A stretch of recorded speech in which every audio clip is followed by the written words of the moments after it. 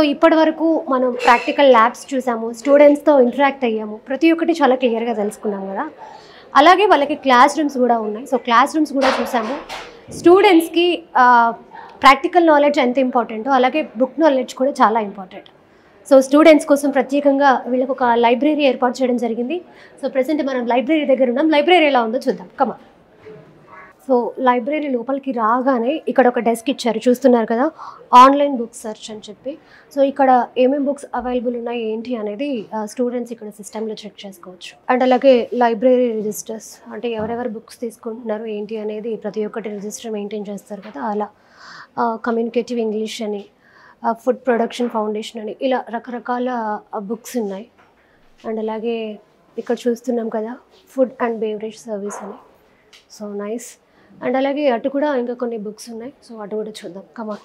So ఇక్కడ కూడా కొన్ని బుక్స్ ఇచ్చారు, అంటే వీటికి సంబంధించి కూడా బుక్స్ ఉంటాయని ఇప్పుడే చూస్తున్నాను నేను. నైస్.